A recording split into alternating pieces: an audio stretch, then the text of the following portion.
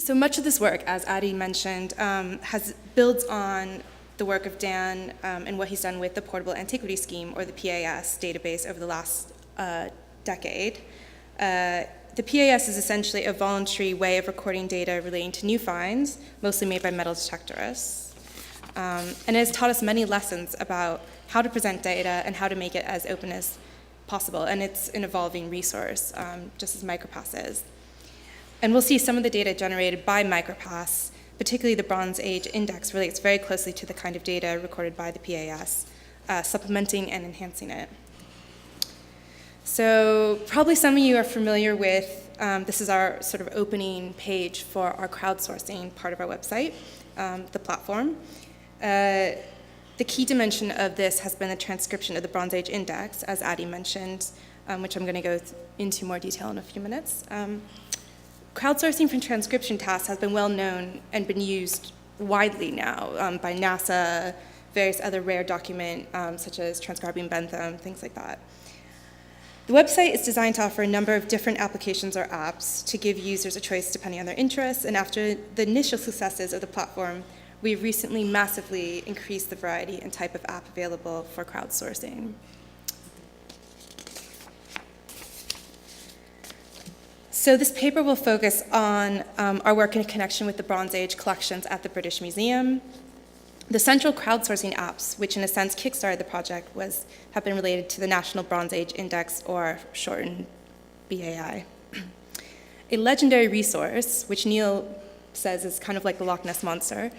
The Bronze Age Index is a card catalog of Bronze Age implements, e.g. weapons, tools, and ornaments found in collections from all over the country, not only the British Museum, as well as objects found in fields by farmers and later on detectorists in the pre-PAS era. It is over 100 years in the making. It started to being formed in 1913 and continued to be updated and maintained until the early 1990s. It's the closest thing we have to a database of metal objects before the development of the PAS in the mid-1990s. The catalog consists of around 30,000 double-sided cards arranged by object type and find spot by county, usually, in drawers. And we also have a small collection of European objects. And it's sort of, as you can see there, it's almost sort of like a physical version of a relational database. So all these sort of drawers with cards are all intersecting with other cards, and it's quite a thing to take on. Although it represented one of the best resources for the study of British Bronze Age, it has not been widely accessible, as it has been stored at an off-site British Museum facility, which we need special permission to visit. And in fact, the visitor book there only records about 6 visitors in the course of over 30 years. I mean, they are sort of the most prominent Bronze Age scholars of those years, you know, so they knew about it, but it wasn't widely known to the general public. The creation of the Bronze Age Index was organized by the British Association Committee on Bronze Implements in 1913. This shows sort of a call to arms from the 1920s. This is a public article asking for the public's help. They argue that by understanding the distribution patterns of Bronze Age implements, we could solve many of the research questions faced by prehistorians trying to understand the period. And they proposed the construction of a complete catalog of all metal objects of the Bronze Age in the museums and collections in the British Isles.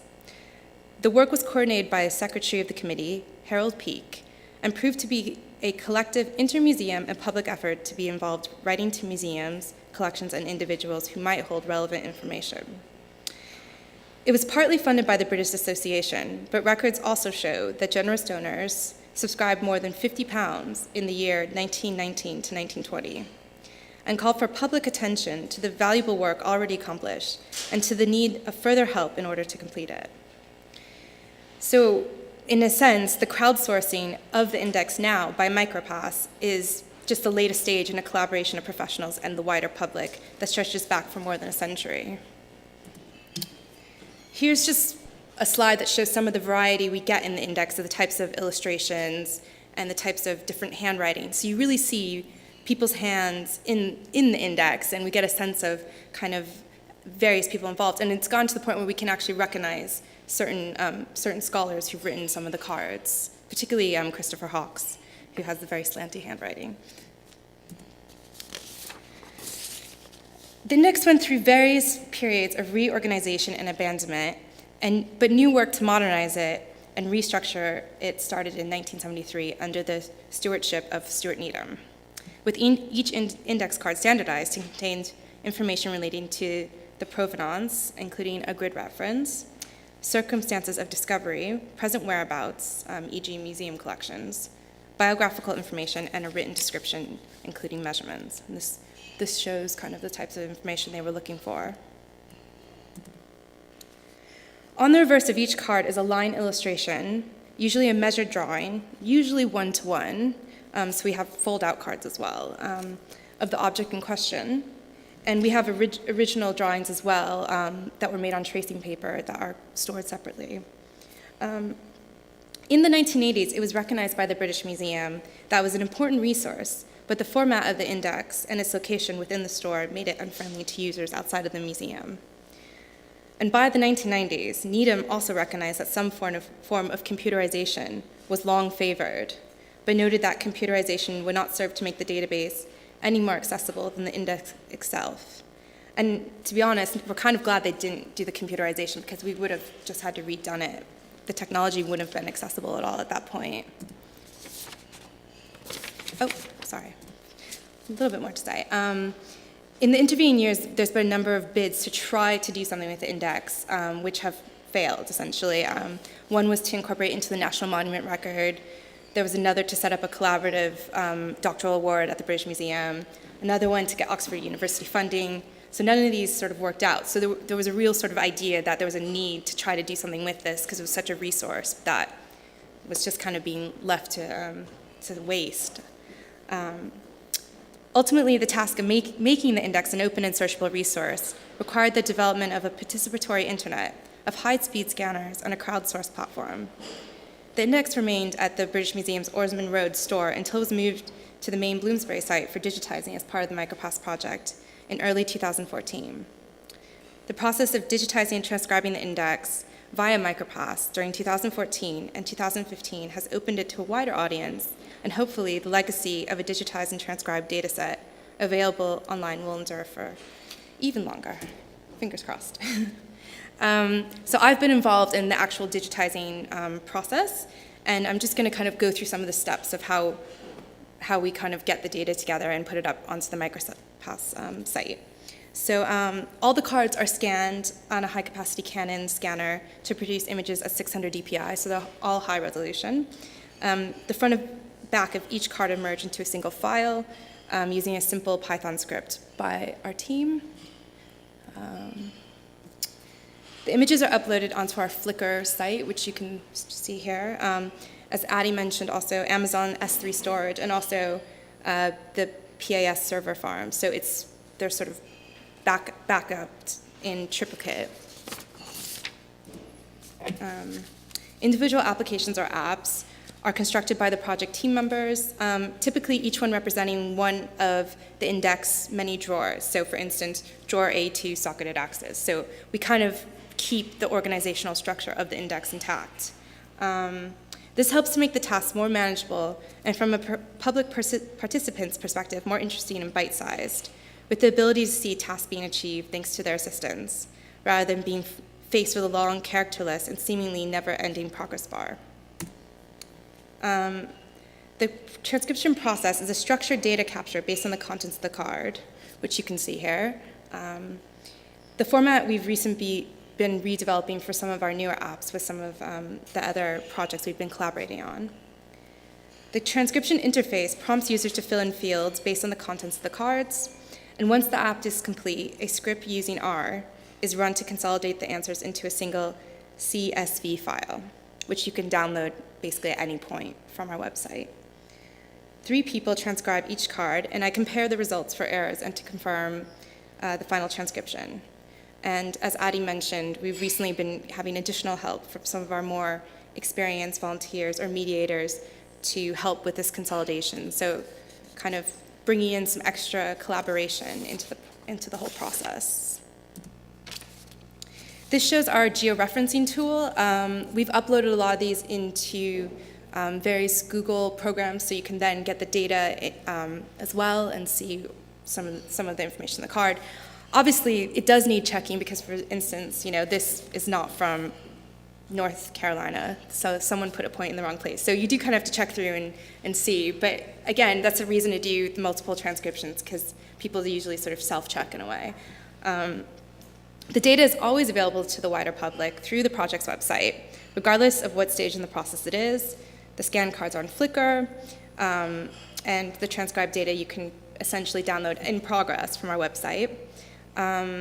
Social media, mostly Twitter and Facebook, have also been playing a role in spreading the awareness of our currently available apps. And also, we just talk about these apps with some of our contributors and each other via Twitter quite frequently. And as Adi and Chiara mentioned, from the outset of the project, we wanted the contributors to be able to see everything that they worked on and be free to use that work. So everything's licensed under Creative Commons. So some of the initial results from the Bronze Age Index. So we've done around 75%, or 22,000 cards, have been scanned, and about 60%, or 18,000 cards, have been transcribed by around 1,000 contributors. And a lot of these have been done by the same people. Some people do a lot, some people do one or two. We have, our top contributor has done about 10,000 tasks, and a lot of those are doing transcription of Bronze Age Index cards, so she really seems to enjoy it. All these types of projects involve a degree of risk and uncertainty, and to be honest, we thought we'd be having people transcribe for years and years, but the pace of public participation has completely surprised us, and we've barely been able to keep up with it. And when we have run out of cards over Christmas, for instance, we had people go on our forum and ask us for more. So that's been a really nice surprise. As expected, the process has made us more aware of the data, its strengths and limitations, as well as allowed us to develop blog posts and papers based on particularly interesting finds and new discoveries that in turn have helped to generate more interest. Newfound links between indexed and recently rediscovered Christopher Hawkes archive at the Oxford University is a good example of the type of connections we've made in the process of doing this project. And some of those just show some of some of the work we've been doing. So turning to some of the research implications of this kind of work, the Bronze Age Index data can be compared to and serve to complement the more recently discovered Bronze Age metal objects recorded in the PAS database. While the respective data sets are compiled under different conditions and at different times, e.g. 18th and 19th casual agricultural finds versus more recent metal detectors finds over the last 2 decades, some factors must be heeded. Detailed comparison may serve to highlight important biases and patterns of collection and survival, as well as validate other patterns, or disvalidate for that matter, of Bronze Age activity. And these maps just show kind of a quick comparison we've done between some of the PAS data and some of our data. So you can see that there is some various differences in it. The prospect of combining data sets raises the possibility of working towards a total data set and metalwork finds that is open and searchable. This aspiration is far from new and in fact harkens back to the original intentions of the index founders, but was never fully achieved. The feasibility of exhaustive recording is now much higher, and we would argue would enhance our ability to identify some of the fundamental patterns and trends in metalwork deposition. The type of social and cultural insights that the Bronze Age Index was originally established to address. There is a pleasing symmetry in this process, a project that is started by calling for the participation of the many, but survived fitfully on the efforts of a few, has come full circle, and is now being made digitally available for all thanks to the advent of new technology, methodology, and many willing and able volunteer transcribers or citizen archaeologists. And this ties in with sort of Cyril Fox's 1940s vision for the future. This combination of MicroPasts and PAS, which we hope to develop, will kind of aid this movement beyond the inadequacy inherent in the labors of pioneers and lone scholars, which is his term. So we're kind of going back to this idea of the future of archaeology now, and it's something we want to look at a bit more. Artifact studies have traditionally been the backbone of the studies of later prehistoric Britain. Although this has waned over the last few decades, despite the huge amount of new discoveries continuing to be made as a result of the PAS and changes to the UK treasure legislation. Yet there has been little attempt to digest the implications of this deluge of new discoveries for our current understanding of the period, or to integrate old databases with new discoveries.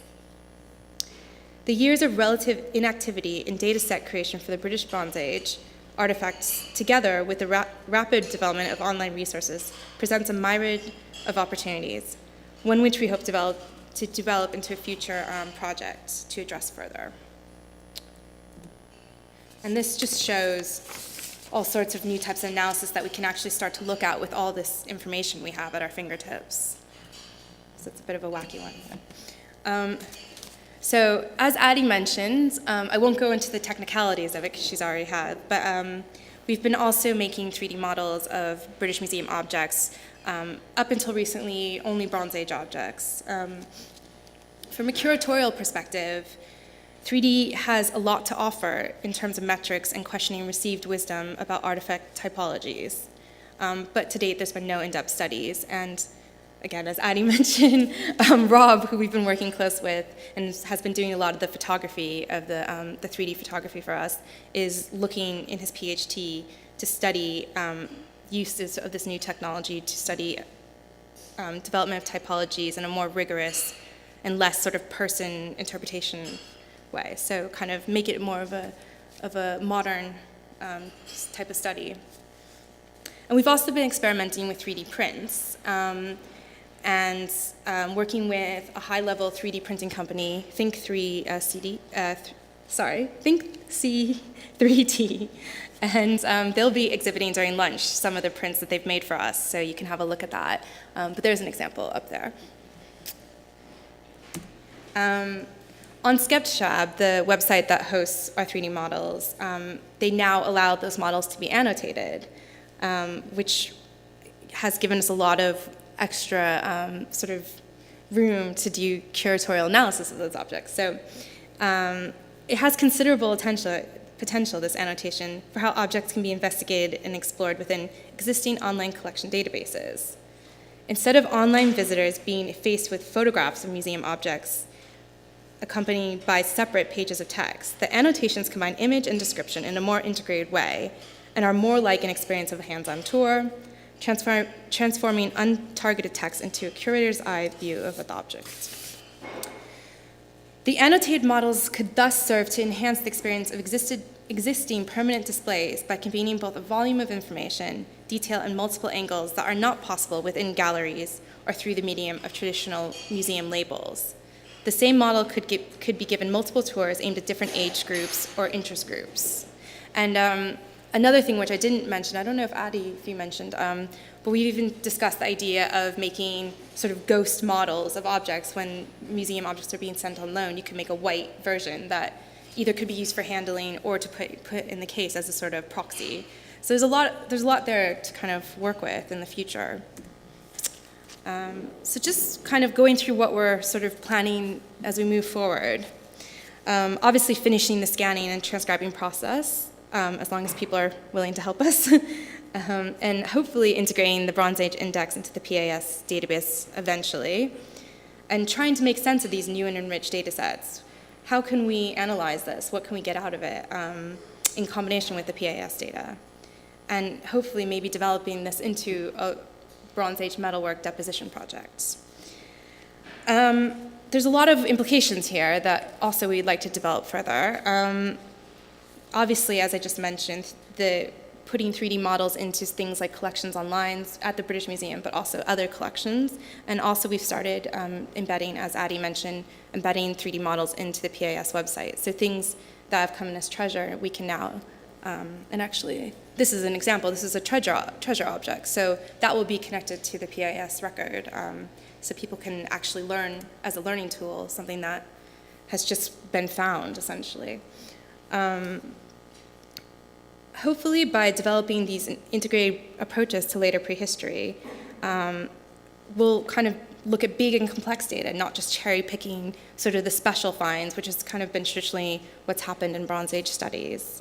We need to understand the fundamental basis of Bronze Age metalwork and connections between types. That, I think, was the intention of the Bronze Age Index in its inception, and certainly the opinion of the later researchers, such as Cyril Fox. And we're in a lucky position of being able to do something about it, or at least that's the plan, hopefully. And I just wanted to end on a slide that just shows some of the most recent collaborations with other institutions we've been working with. So this isn't even all of them actually now, but it just shows that we've kind of expanded to quite a variety of different types of projects using the original formats that we developed for the project. So, thank you very much.